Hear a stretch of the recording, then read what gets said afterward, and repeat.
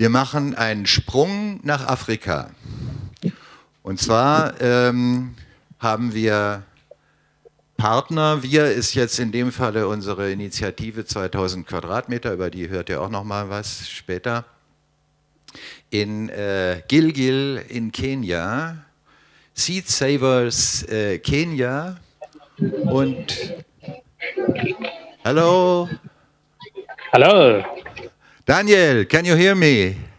I can hear you very clearly. Hello. How are you? I'm very well.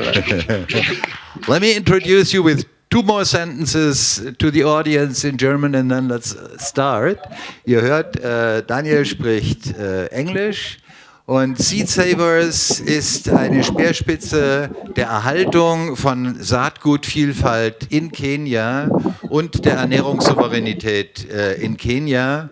And now we will hear from Daniel Wanjama, who has founded the Seed Savers initiative in Kenya, about the work he's doing. And is this a marketplace in the background you're talking from?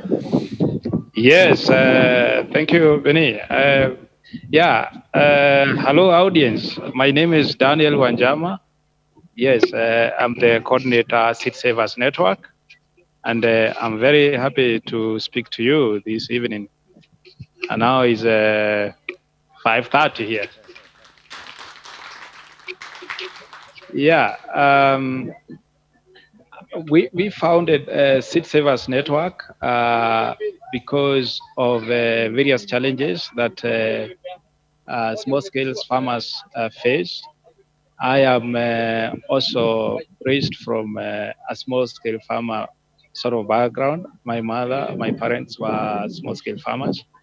And over the years, I had observed and experienced many situations, many challenges that small-scale farmers face.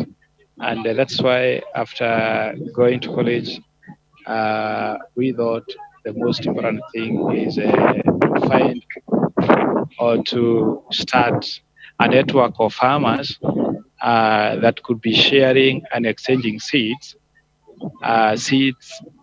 Small-scale farmers being the most important input, given that small-scale farmers don't even have to use any other thing. They don't use the other thing because they have chicken, they have cows, maybe one or two, they have goats, 3, 4, or 5. So they're able to get all other inputs except seeds. And why they have challenges with accessing seeds, it is because of introduction of seed policies by the government. In 2012, Kenya became one of the country to implement UPOV 91 kind of policies. And this meant that the government started withdrawing from supporting small-scale seeds, small-scale farmers seed system or farmers managed seed system, and instead it was support to the corporates and giving corporate space so that they can do business. And what also the laws did was to criminalize farmers' seeds, so that farmers are now prohibited since that time, since 2012. The act was also introduced in 2012. Since that time, farmers are not allowed to save the seeds, to share seeds, or even to sell, especially for the registered varieties.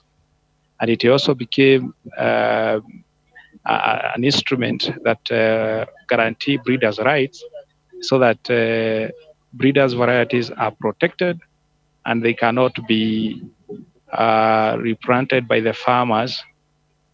And the challenge is even if small-scale farmers use those hybrid varieties or those elite kind of varieties, they cannot access market.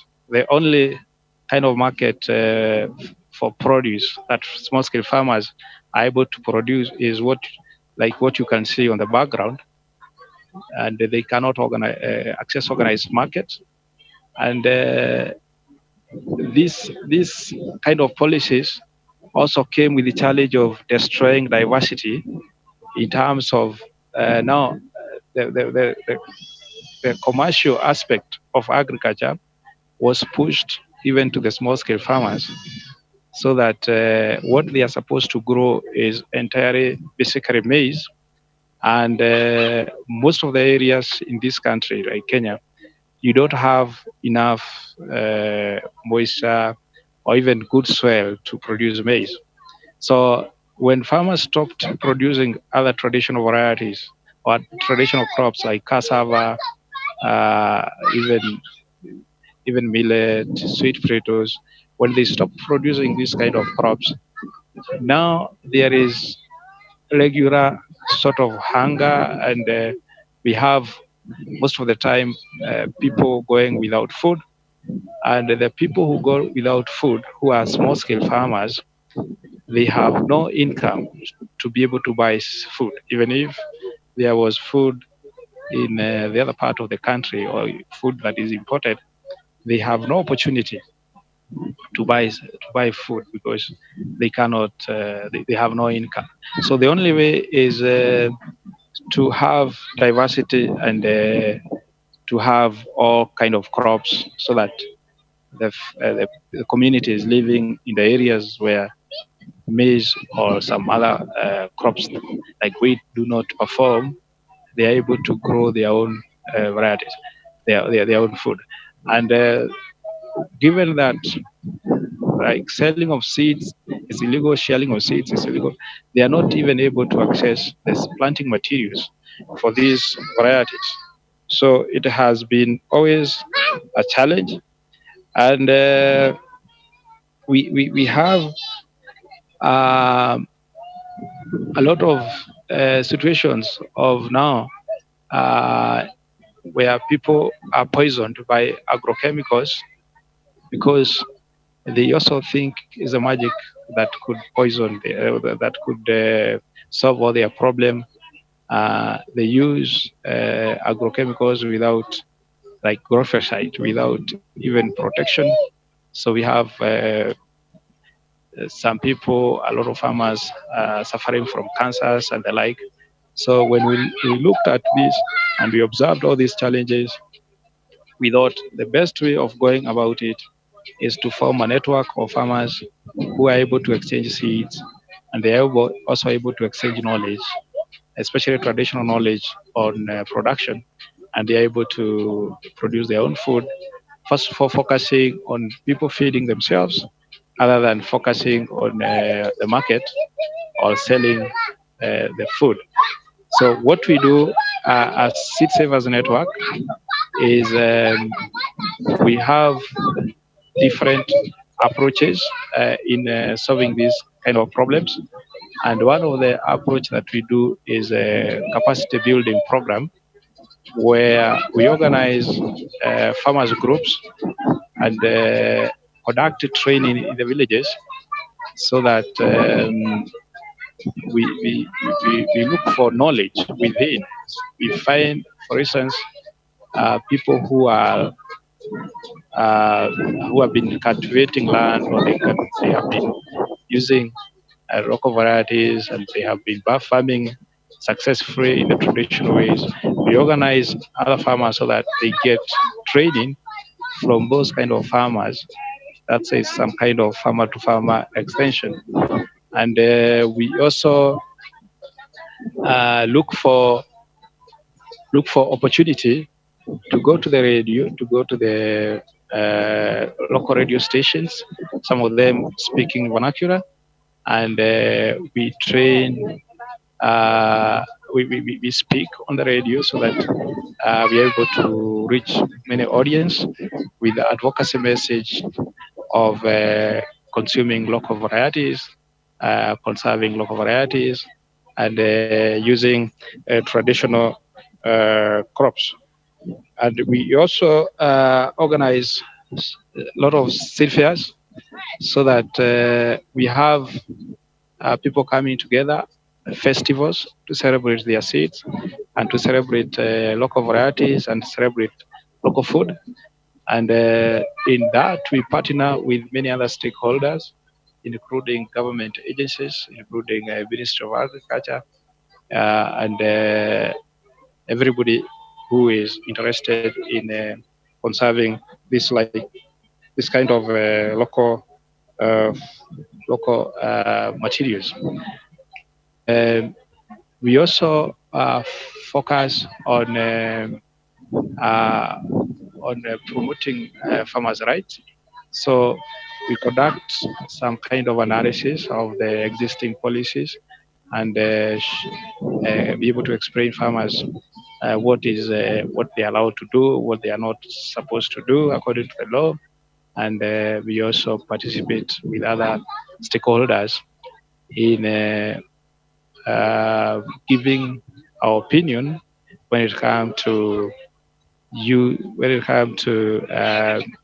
formulation of policies by the government, or we participate when we are called to give our opinion on in terms of policy. But a lot of time, even when people are called to give opinion, there is no change. There is, I think, policymakers are not interested in hearing you. They are just engaging in an exercise just to show the public that people have been able to participate. If you could look around the corner here, you would see that we also have a big table today of freely exchanged seeds. We have the same problems here, of course, in the European Union. In the European Union now, the Commission is starting a new attempt to change the seed law within the next 2 or 3 years towards the same kind of prohibition of free exchange of seeds. Und ich habe mit Daniel schon öfter diesen Austausch gepflegt und ich kann Ihnen versichern, die Bäuerinnen und Bauern, die Daniel dann hier normalerweise dabei hat, können uns über so viel mehr verschiedene Pflanzen etwas erzählen, als das ein durchschnittlicher Bauer hier in Brandenburg könnte. We could really learn a lot from the farmers in Gilgil, and I hope that we will continue to cooperate. And I thank you very much for being with us today. And I think you can probably hear the applause from the audience here in Berlin. Thank you so much. Thank you very, very much. Thank you. Yeah. Can I continue say something a bit more? Well, our time, frankly speaking, is over. We have an enormous time pressure here. You know, we are Germans, and we have this terribly precise time schedule.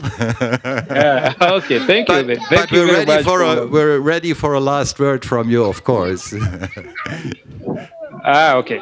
So I'm very grateful for this opportunity, and I'm happy for our partnership with you. And part of the things that we have been establishing are seed banks. And remember, with your help, we were able to establish a seed bank last year, and it's now open and running. And we want to establish as many as possible in the villages, so that we can be able to have seed security in the villages.